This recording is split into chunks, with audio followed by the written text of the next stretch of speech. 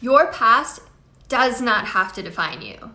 You are allowed to reinvent yourself at any moment in as many ways as you want, as many times as you want, okay? Your past is not who you are. And what you've gone through in your past does not dictate what will happen in your future, unless you let it, okay? So we've all gone through things in our past that, maybe have been really hard. So for me personally, I was sexually abused from the time I was 12 to around 15 by a family member.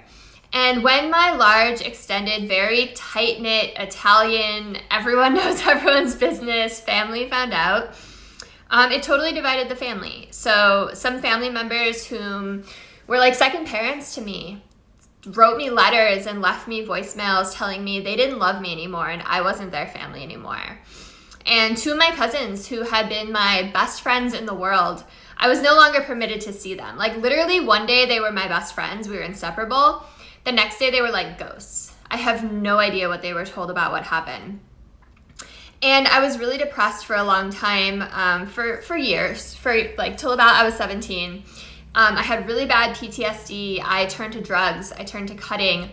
And what totally made me have a spiritual awakening when I was 17 is someone I was dating handed me a book called The Ancient Secret of the Flower of Life by Drunvalo Melchizedek. Go frickin' read it. If you haven't read it, it'll blow your mind wide open. Even though that was 20 years ago now, that was in 2002. And it totally changed my way of thinking, of being.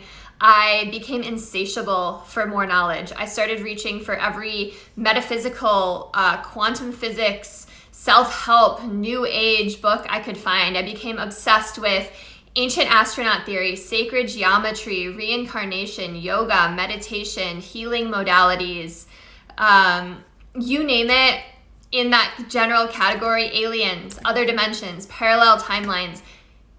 I was obsessed with it, and I read every book I could get my hand on. I watched documentaries. Podcasts weren't really a thing then, but now I listen to a lot of them. I just became obsessed with healing physically, mentally, emotionally, spiritually. And as I began to get better, my mother began to get worse. Her family had been ripped down the seams, and she started getting really sick. So I'm going to cut this off and go to part 2 because TikTok only gives me 3 minutes. My name is Chris Ashley. I'm a life coach. You can visit my website, changeyourmindtochangeyourreality.com. My book is coming soon. I'll see you for part 2.